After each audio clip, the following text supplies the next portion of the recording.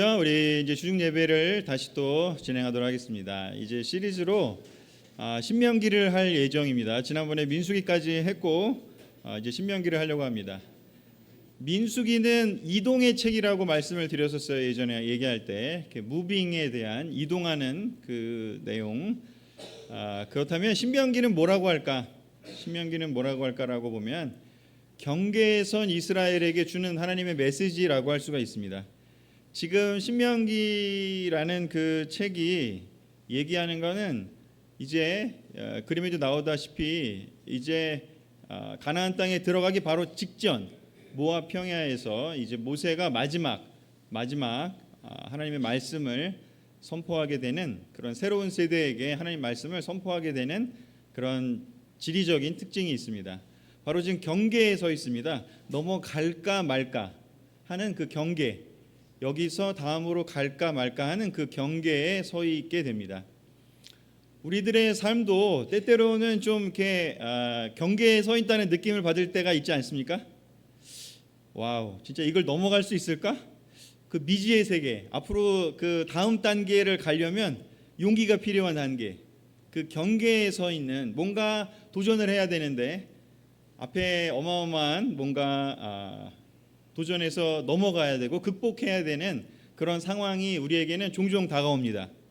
나이가 들면 이런 게 좀 줄어들 줄 알았어요. 저는 어렸을 때는 능력도 좀 부족하고 잘 몰라가지고, 그런데 시간이 흘러서 이제 뭐 좀 능력도 생기고 경험도 생기고 좀 재정적으로도 좀 이렇게 여유로워지면 이제 뭐 이렇게 도전하는 게 그렇게 옛날만큼 어렵지는 않을 거다라는 생각이 들었는데 웬걸 계속 있네요.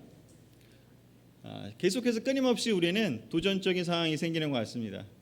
뭐 싱글일 때는 뭐 직장을 구하는 것도 도전일 수도 있고 경계일 수도 있고, 또 새로운 직장에 가서 어떻게 할까, 또 결혼하기 전에는 결혼을 어떻게 할까, 결혼 생활을 또 어떻게 만들까, 결혼 생활하고 나면 또 아이는 또 어떻게 키울까. 애가 처음에는 그냥 먹여 살리는 것만 하면 됐는데 이제는 공부도 시켜야 되고 교육도 시켜야 되고 또 어려운, 또 계속해서 끊임없이 등장하지 않습니까? 또 시간이 지나면 아이들은 커갖고 이제 끝날 것 같았는데 이제는 또 부모님이 편찮으시고 뭔가 직장에서는 또 샌드위치 된 느낌도 받고 우리는 끊임없이 경계선에 살아간다는 느낌을 받게 됩니다. 아마도 하나님 나라 가면 그때는 이제 자유롭게 더 이상 경계를 넘지 않아도 되는 마지막 경계, 그래서 그 마지막 경계를 넘을 때 요단강을 건넌다 그런 표현을 하지 않습니까? 바로 이 이스라엘이 마지막 이 여호수아기 1장에서 그 요단강을 건너갑니다. 그래서 우리가 요단강 건넌다 그런 표현을 쓰기도 하는데요. 경계에 선 이스라엘에게 하시는 말씀입니다. 그래서 우리 모두 어떤 그 경계에 머물러 있다면 이 신명기를 통해서 우리가 어떻게 그 경계를 넘어가고 도전하고 극복하고 승리할 수 있는지를 생각해 볼 수 있는 책이기 때문에 너무나 중요한 책이기도 하고요. 크게 보면 이렇게 세 가지의 특징이 있습니다. 신명기는 뭐 지금 좀 아까도 얘기했지만 모세의 고별 설교, 모세의 유언이 담긴 설교라고 할 수 있죠. 마지막 설교라고 얘기할 수 있고, 또 이렇게 우리 신약에서도 우리 마태복음 마지막 구절 우리 되게 중요하게 생각하잖아요. 대위임령, 그래서 마지막 고별 설교, 예수님의 그게 뭐죠? 마태복음 28장에 나오죠.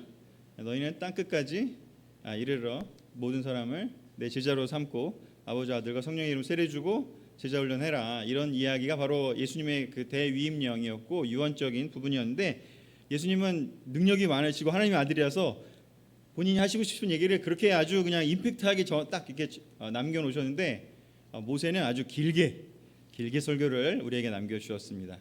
그래서 모세의 고별 설교라는 특징이 있고요. 두 번째는 이렇게 두 번째 율법, 우리가 레위기 때도 봤지만 시내산에서 한번 하나님이 언약을 체결합니다. 이스라엘 백성과. 그 전 시대에 하나님이 하신 거는 개인하고 하신 거예요. 아브라함과의 약속이었고 아브라함과의 언약이었고 이삭과의 언약, 야곱과의 언약이었다면 이제 민족 단위의 공동체 단위의 언약을 체결하신 것은 이 모세를 통해서 하신 거고요. 첫 번째는 어디냐? 바로 레위기에서 시내산에서의 한 바로 그 율법이었습니다. 그런데 40년이 지난 후에 그들이 다 이제 광야 방랑기를 거치면서 그들이 아니라 이제 그들의 후손들이 이제 두 번째 이 언약, 첫 번째 받았던 선조들이 받았던 그 율법을 자기의 것으로 갱신을 해야 될 필요가 있었죠. 왜냐하면 이제 남아 있는 사람들이 그분들이 아니니까. 물론 이제 부모님들로부터 또 이모 삼촌들로부터 많은 얘기를 들었겠지만 이렇게 레위기 때 그 부모님들이 직접 들었던 것과는 다른 이제 시대가 됐기 때문에 그들에게 모세가 다시 한번 새롭게 갱신된 언약을 알려주게 됩니다. 그래서 이 신명기가 갱신된 언약이기 때문에 이게 이제 구약 전반적으로 봤을 때 예언자들의 교과서라고 불리게 됩니다.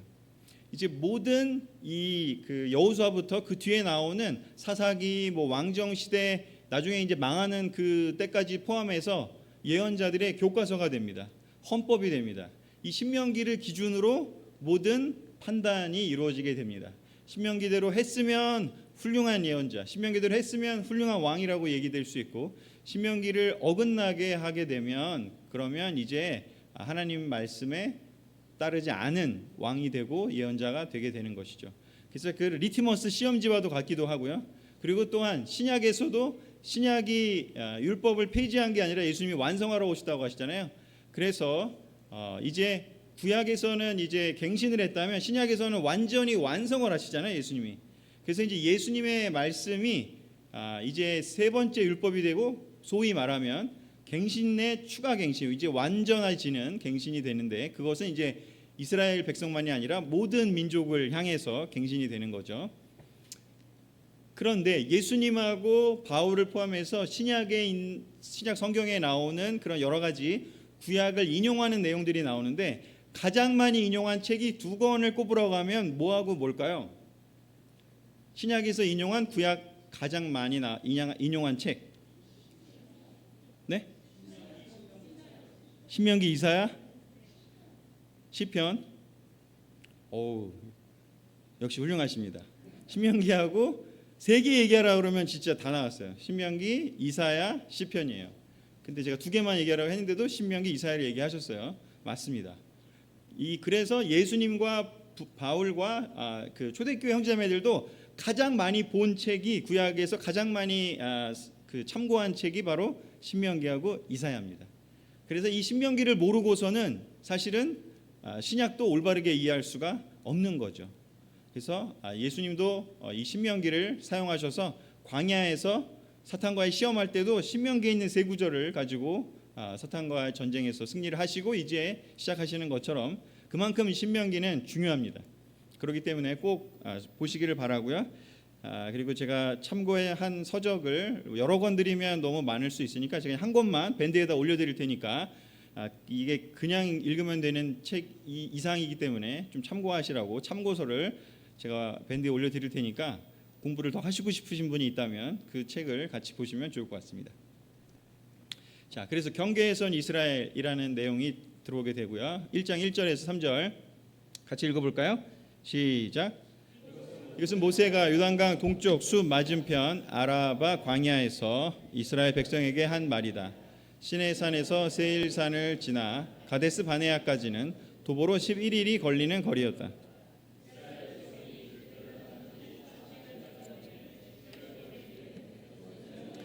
명령하신 것을 그들에게 다 선포하였다.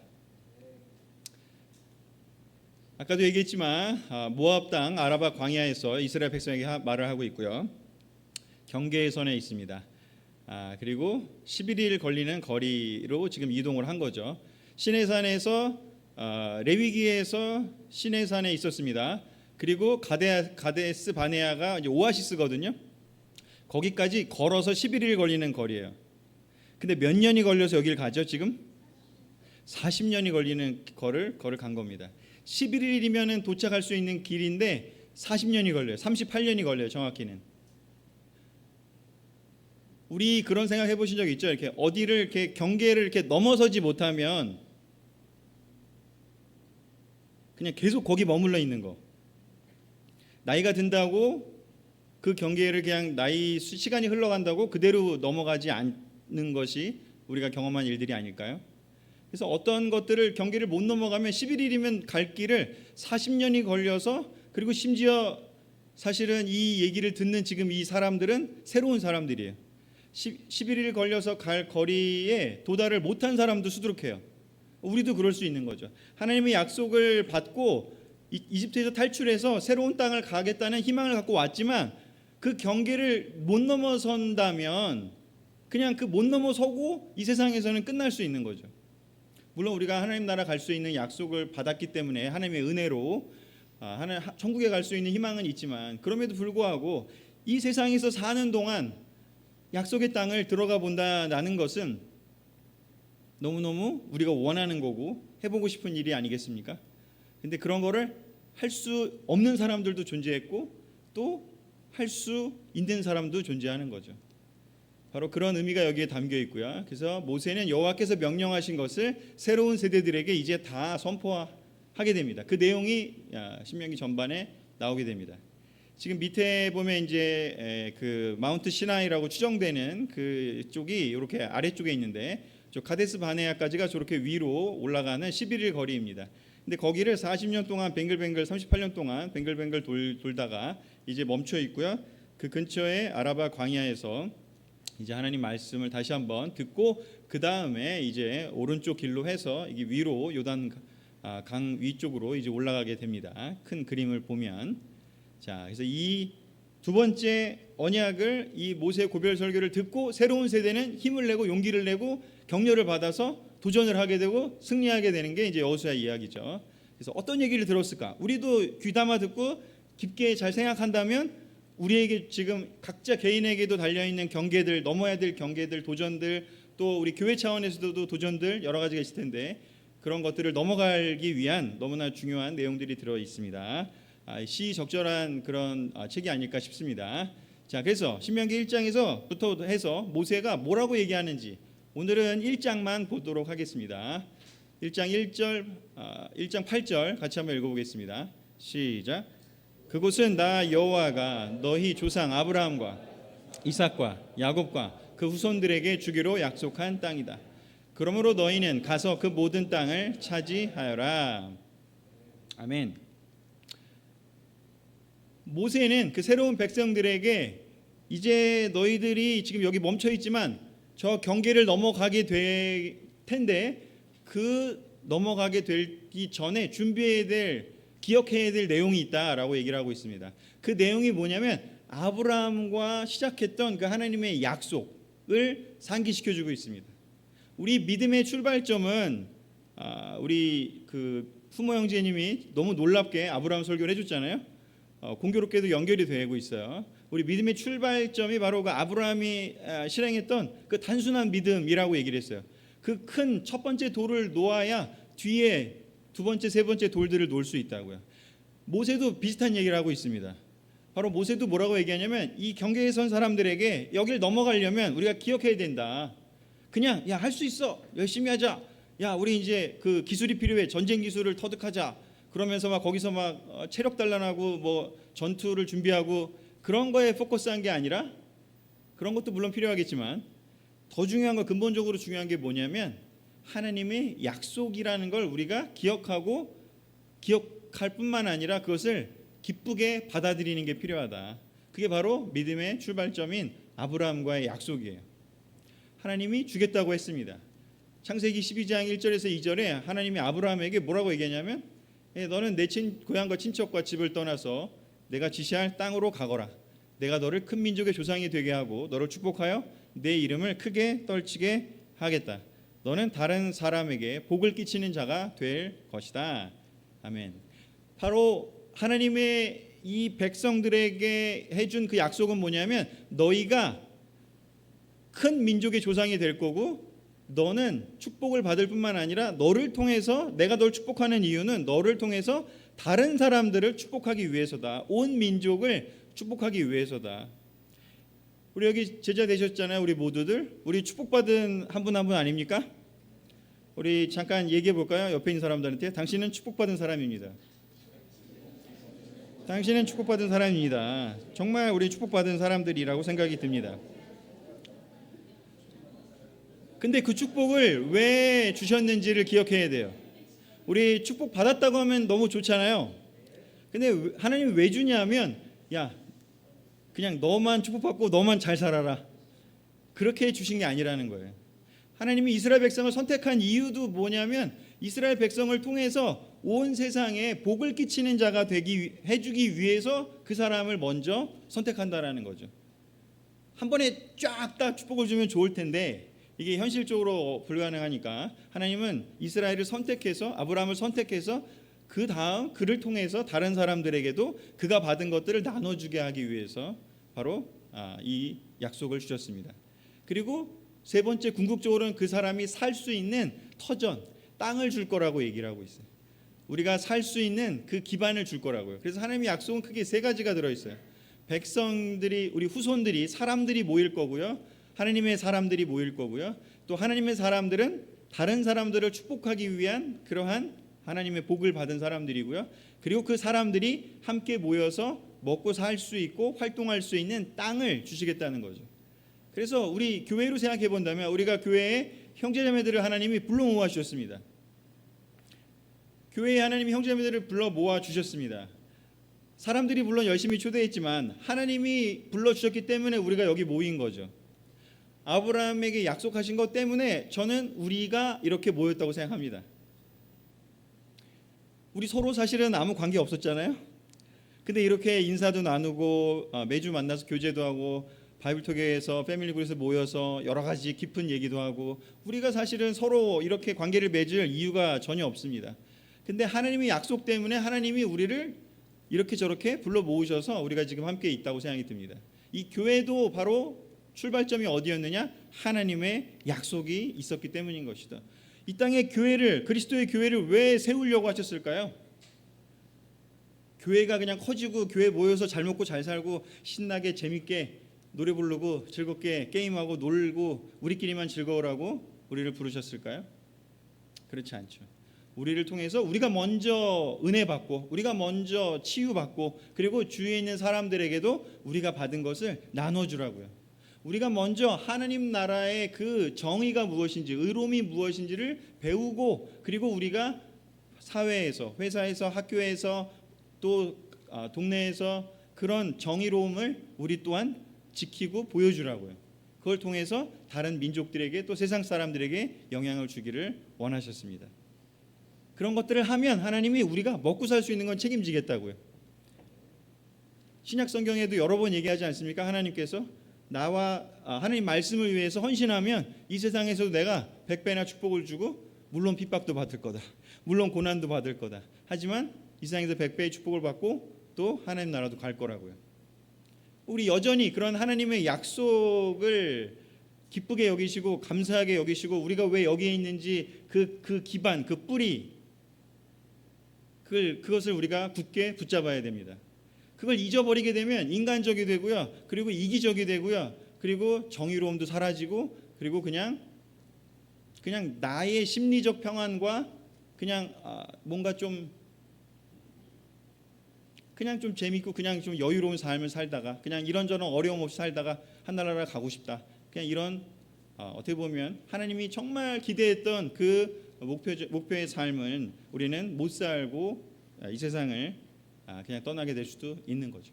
그래서 믿음의 출발점을 지금 모세는 우리에게 알려주고 싶어합니다. 그리고 나면서 이제 그 선조들에 대한, 그 부모들에 대한 이야기를 이제 그 뒤에 9절부터 쭉 해나가게 되는데요. 거기에 그 부모들이 이 믿음의 출발점을 어기고 그 못 들어간 그 이유를 이제 후손들에게 설명을 하는 장면이 등장하게 됩니다.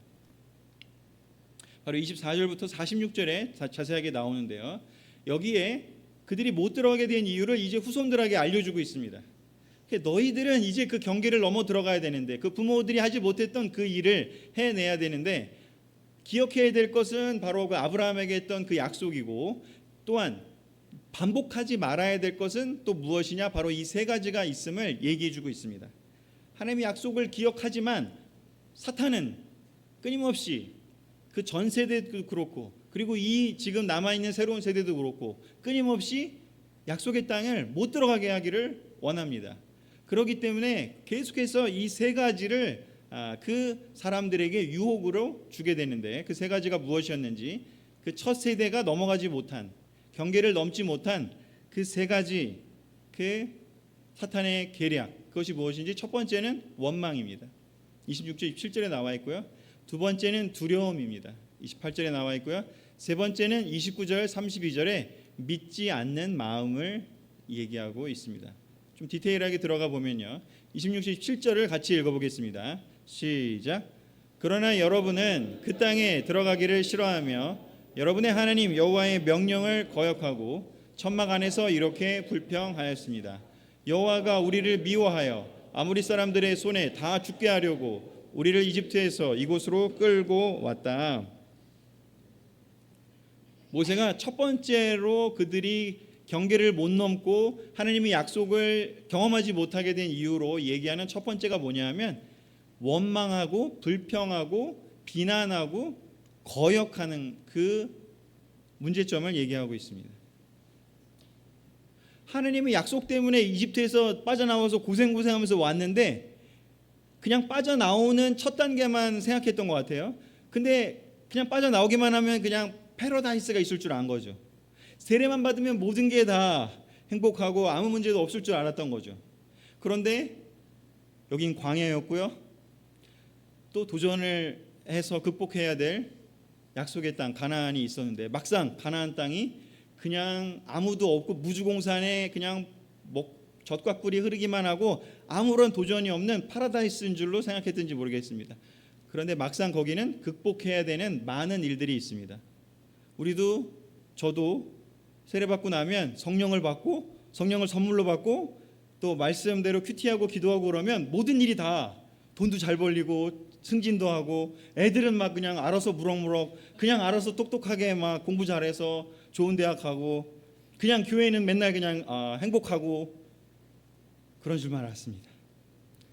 그런데 그런 게 아니라는 걸 하나씩 겪으면서 실제 생활을 하면서 이 광야에서 여러 가지 이 일들을 겪으면서 그들은 약속을 이제 깡그리 잊어버립니다. 그리고 뭘 하는지 하나님을 원망합니다.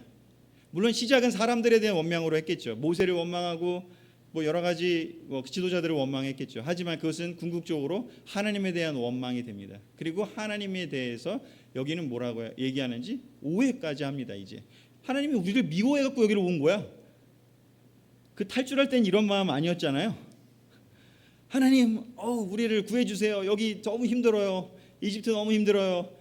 여기는 월화수목 금금금에 쉬는 날도 없고 맨날 뭐 시키는 거 해야 되고 자유가 없어요. 나는 노예예요.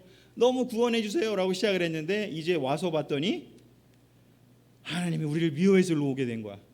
완전히 하나님에 대해서 다르게 아는 것이죠. 도대체 내 삶은 왜 이럴까 하면서 하나님이 주신 것도 사실은 많을 텐데 하나님이 주시지 않았다고 생각하는 그 몇 개 때문에 이제 막 너무 힘든 거예요. 사실은 이제 채찍질하는 그 감독관도 없고요. 맨날 뭐 해야 되는 돌 쌓아갖고 피라미드 지어야 되는 그 노역도 없어요. 그럼에도 불구하고 그런 건 이제 그냥 아무 상관이 없어요. 디폴트에 그냥 세상 사람들이 겪는 그 어려움을 사실은 내가 겪고 있어야 되는데 이제 그런 거 안 겪거든요. 근데 우리는 어느새 이제 익숙해졌어요. 화장실 들어가서 한참 앉아 있으면 코가 마비되는 거 아시죠? 전혀 이제 못 느끼는 거예요. 원망하고 불평하고 비난하고 하나님을 약속을 잊어버리게 되는 그 일들이 바로 여기서 벌어집니다. 그리고 결국에는 어디로 가는지요? 불순종하게 됩니다. 안 가잖아요. 가야 되는데 안 가잖아요. 들어가라고 했는데 안 들어가겠대잖아요. 그리고 이집트로 거꾸로 가겠다고 하잖아요. 차라리 내가 교회를 다니지 말걸. 교회를 나가야겠다. 거꾸로 얘기를 하죠. 물론 교회는 문제가 있을 수 있지만 정말로 이게 하나님에 대한 그런 마음까지 간다면 경계를 넘어갈 수가 없는 거죠. 두 번째는 뭘까요? 28절 읽어보겠습니다. 시작. 이제 우리는 어디로 가야 한단 말인가? 이 땅을 살피고 온 우리 형제들의 말을 들으니 두렵기만 하구나. 그곳 사람들은 우리보다 키가 크고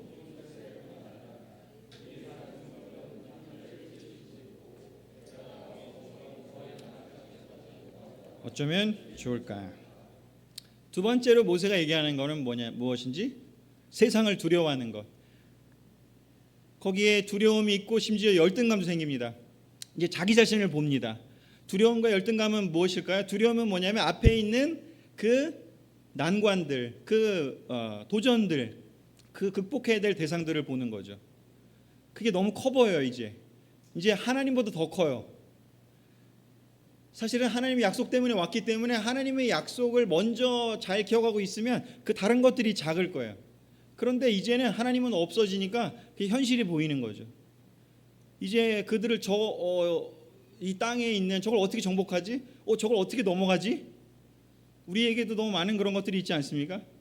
아까 얘기한 것처럼 직장은 시간이 흐르면 더 뭔가 살만할 것 같은데, 승진만 하면 잘 될 것 같은데, 분명히 내가 신입사원 때 봤던 부장님은 굉장히 뭔가 권위도 많고 파워도 많고 좋아 보였는데 막상 내가 부장이 되니 이건 뭐 아래 위로 낑겨서 너무너무 괴로울 수 있는 거죠. 또 아이들은 어떻습니까? 우리에게 계속해서 도전이 오지 않습니까? 끊임없이 여러 가지, 교회도 마찬가지죠. 우리에게 두려움들이 많이 생기는 일들이 벌어집니다. 왜냐하면 사탄이 아직까지 지배하고 있는 현실을 살고 있기 때문인 것이죠. 하지만 하나님은 하나님의 약속을 믿고 살면서 그것을 실천하면 그 도전들을 이겨낼 수 있다고 얘기를 했습니다. 그렇기 때문에 두려움과 열등감, 두려움이 커지면요 열등감도 커져요. 왜냐하면 하나님은 사라졌고 외부의 거대한 그 도전들이 커 보이기 때문에 상대적으로 내가 작아 보이게 되는 거죠. 이제 계속 나를 봐요. 이제 우리가 왕국 영어로 있잖아요. 영어로 셀프 포커스, 한국말로 자기 연민. 이제 계속 자기 연민에 빠져 들어가는 거죠. 나는 왜 이렇게 작지? 메뚜기 같다 보인다. 나는 왜 이렇게 이런 문제, 나는 왜 이것도 못하고 저것도 못하고. 저도 많이 그런 생각들을 했었습니다. 하나님이 없었을 때 뭐 부족한 게 너무 많죠. 사실은 원래 부족했지 않나요?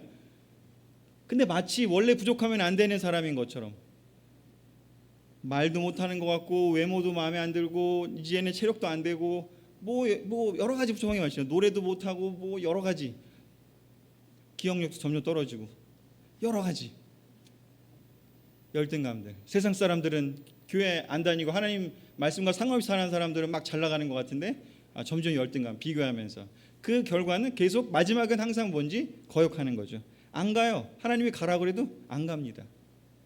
이 핑계 저 핑계 되면서. 세 번째요, 증거가 있는데도 믿지 않는 거죠. 29절부터 33절 제가 시간 관계상 제가 읽겠습니다. 그때 나는 여러분에게 이렇게 말하였습니다. 그들을 무서워하거나 두려워하지 마십시오. 여러분이 인도하시는 여호와 하나님이 여러분을 위해 이집트에서 행하신 것을 여러분은 다 목격하였습니다. 바로 그 하나님이 여러분을 위해 싸우실 것입니다. 여러분도 다 아는 일이지만 여러분의 하나님 여호와께서는 마치 아버지가 자식을 돌보듯이 광야에서 여러분을 보살펴 이곳까지 오게 하셨습니다. 그런데도 여러분은 여러분이 인도하여 진칠 곳을 찾게 하시고 밤에는 불기둥으로 낮에는 구름기둥으로 갈 길을 보여주신 여러분의 하나님 여호와를 믿지 않았습니다. 모세가 세 번째로 얘기하는 건 무엇이냐면, 그냥 아무런 증거도 없이 하나님이 아무것도 안 보여주시고 그냥 가라는 게 아니라 이미 이집트에서 탈출할 때 10가지의 재앙이 벌어져서 얼마나 이집트 사람들이 고생했는지를 다 목격했고요. 그리고 홍해 바다를 건넜을 때 어떤 일이 벌어졌는지도 다 경험하게 했어요. 하나님이 안 보여주시고 그냥 막 또 하라고 하시는 분이 아니에요. 어떤 면에서는. 그리고 광야에서 어떻게 불기둥과 구름기둥으로 인도해 오셨는지도 봤습니다. 그런데도 불구하고 이렇게 증거가 있고 하나님이 도와주셨는데도 불구하고 하나님의 약속을 이제 깡그리 믿지 않는 상태가 된 거죠. 우리에게도 좋은 경험들이 많아요. 사실은 그렇지 않습니까? 승리했던 경험들, 극복했던 경험들. 하지만 이제 새로운 도전 앞에 옛날에 승리했던 근데 그 승리는 그냥 내가 한 거야. 이제 그냥 우리가 한 거야. 하나님이 해주셨다는 생각을 깡그리 사라져요. 그렇기 때문에 이제 하나님 못 믿겠다는 이야기가 나온 것이죠. 그래서 이 세 가지를 모세는 이 새로운 세대에게 얘기해주고 있습니다. 너희의 전 세대는 이렇게 실패했는데 그 다음 세대인 너희들은 이것을 조심하라고 얘기합니다. 그리고 실제로 이 후손들은 이런 문제점들을 다시 반복하지 않고 정복을 하는 일들이 여호수아에서 벌어집니다. 이 이야기를, 모세의 이야기를 귀담아 들었고 마음속에서 확신하였고 깊이 간직했기 때문인 것이죠. 마치 신약 성경의 초대교회처럼. 자, 그럼에도 불구하고 그 다음으로 네 번째로 얘기하는 건 뭐냐면 불순종하는 이 백성들에게 이제 선언을 했습니다. 이 전 세대에게 여호와께서는 여러분이 불평하는 소리를 들으시고 몹시 노하셔서 이와 같이 엄숙하게 선언하셨습니다. 이 약한 세대 가운데서는 한 사람도 내가 너희 조상들에게 주기로 약속한 좋은 땅을 보지 못할 것이다. 그러나 여분의 아들 갈렙만은 그 땅에 들어갈 것이다. 그가 전심전력으로 나를 따랐으므로 나는 그가 밟은 땅을 그와 그의 자손들에게 주겠다라고 선언하십니다. 계속해서 갈 수 있는 기회를 주셨는데 원망하고 불평하고 두려워하고 열등감에 사로잡히면서 불신앙을 하는 사람들에게 하나님은 선언할 수밖에 없어요. 하나님은 그것을 그냥 놔둘 수가 없는 거죠. 그래서 이제 너네는 그럼 들어가지 마. 너희가 원하는 대로 들어가지 마. 들어가기를 원했던 그 내 약속을 기억한 그 사람들, 즉 갈렙과 여호수아만 들어갈 거야 라고 선언을 하게 됩니다. 근데 이 선언을 듣고 그들이 그때 들으니까 약속의 땅 나 가고 싶었는데 막 생각이 드는 거예요. 그러고서는 뭐라 하냐면 우리가 여호와께 죄를 지었습니다. 아니 갑자기 내가 얻게 될 걸 못 얻는다고 하니까 그제서야 이제 정신이 번쩍 나갔고 아니에요, 내가 가서 하겠습니다. 근데 하나님이 모세를 통해서 얘기했으면 아니야, 올라가지 마. 내가 선언했잖아. 너네는 거기서 올바로 회개하고 다시 마음을 회복해. 그게 너희들에게 중요한 거야. 올라가지 마라고 얘기를 합니다. 질 거야. 올라가면 져. 왜냐하면 이번에는 이제 내가 같이 안 갈 거기 때문에. 근데 그 세대는 어떻게 했어요? 모세가 이런 하나님 말씀을 전했음에도 불구하고 무슨 소리예요? 난 갈 거예요. 거기 나 들어갈 거예요. 나 그거 얻고 싶어요. 그러면서 하나님이 함께하지 않는다고 했는데도 그냥 자기들끼리 들어갑니다. 그 결과는 뭐였죠? 대패하게 됩니다. 이 사람들이 회개를 잘못 알고 있어요. 그냥 그 하나님이 하라고 한 거를 그냥 하면 되는 줄 알아, 다시. 근데 하나님이 그 얘기한 건 뭐냐면 하나님이 함께 하는 것이 핵심이지 하나님이 하라고 한 거를 하냐 마냐가 중요한 게 아니라 하나님이 함께 하신 상태에서 무언가를 해도 되는 거지 하나님이 함께 하지 않았는데 하나님이 하라는 걸 하면 그건 실패할 수밖에 없다. 왜냐하면 하나님과 함께 하지 않는데 뭘 했는데 우리가 잘 돼요? 그러면 어떻게 생각할까요, 우리가? 내가 잘한 거야. 역시 내가 칼싸움 연습했더니 내가 힘이 세서 그런 거야. 교만이 엄청나겠죠. 그 영광을 나에게 돌리겠죠. 우리에게 돌리겠죠. 그래서 본질은 뭐냐면 하나님이 함께 하는 것이 중요하고 내가 하나님께 함께하지 않겠다고 했던 그 잘못을 회개하고 뉘우치고 올바르게 하나님이 다시 은혜를 주실 때까지 하나님의 은혜를 구하는 그런 시간을 보내야 되는데 그것이 중요하다는 생각을 깡그리 잊어버리고 그냥 하나님 그거 해야지 하면서 행동만 딱 바꾸면 하나님이 함께 하시도 않는데 행동만 바꾸면 옛날에 큐티 했으니까 잘 되겠지. 그냥 큐티만 해. 옛날에 기도했으니까 잘 되겠지. 기도만 해. 옛날에 뭐 했으니까 그것도 해야지. 근데 하나님이 함께 하시는지 안 하시는지에 대해서 우리가 고민을 정말 하고 있는지. 그래서 이런 결과들을 얘기를 합니다. 마지막 슬라이드입니다. 경계에 아까는 제가 선 이스라엘 사람들이라고 했습니다. 제가 다시라는 말을 붙였습니다. 새로운 세대는 지금 경계에 섰는데 이스라엘이라는 그 공동체 입장에서 보면 두 번째 쓴 겁니다. 다시 기회가 주어졌습니다. 1장의 마지막 구절이 이렇게 돼. 그러므로 여러분은 가데스에서 오랫동안 머물러 있게 되었습니다. 이 새로운 세대들에게 여러분이 왜 여기 머물러 있게 됐냐면 선조들이 이렇게 했기 때문에 여기 머물러 있다. 그러므로 여러분이 무엇을 해야 이 경계를 넘어갈 수 있는지, 이 도전을 극복할 수 있는지를 이제 알려주는 얘기들이 2장부터 주르륵 나오게 됩니다. 38년 전에 그 실패를 잘 돌아보고 그리고 어떻게 그 해결을 해 나가야 되는지. 저는 개인 차원에서도 마찬가지고요, 교회 차원도 마찬가지라고 봅니다. 우리가 하나님을 함께하는 것, 이 세상에 있었던 2000년 역사 동안에 있었던 구약을 포함해서도요, 요시야 개혁, 히스기야 개혁, 요시야 개혁, 또 1500년대의 종교 개혁, 그리고 1800년대의 미국에서의 개혁, 그리고 지금 한국에서의 개혁까지 모든 개혁은요, 하나님이 임재하신 개혁은 하나님 앞에로 다시 돌아가는 거였고요, 성경의 원리를 다시 살펴보는 겁니다. 저는 우리 교회가 실패한 거를 성경을 우리 마음대로 사용했다고 생각하기 때문입니다. 했기 때문이라고 생각해요. 우리가 성경적으로 했기 때문에 실패한 게 아니라 성경의 원리대로 우리가 하지 않았기 때문에 실패했다고 생각합니다. 성경적인 원리대로 하지 않았기 때문에 이제 사회에서 어떤 것들을 도입하자, 세상에서 어떤 것들을 도입하자, 구약과 신약과 기독교 역사상 그런 식으로 된 개혁은 한 번도 없었습니다. 오직 하나님 말씀에 다시 돌아가서 하나님의 임재를 추구하고 마음을 깨트리고 마음을 찢고 하나님 앞에 다시 서서 그 마음을 회개할 때, 약속을 올바로 믿고 하나님께 올바로 나아갔을 때, 그때서야만이 경계를 넘어서서 가나안 땅의 그 젖과 꿀을 맛볼 수 있었습니다. 우리 다시 한번 개인이든 교회든 이 신명기를 통해서 다시 우리가 그 경계를 넘어가는 우리의 도전을 극복할 수 있는 시간 되기를 바라면서 말씀을 마치겠습니다. 자, 그러면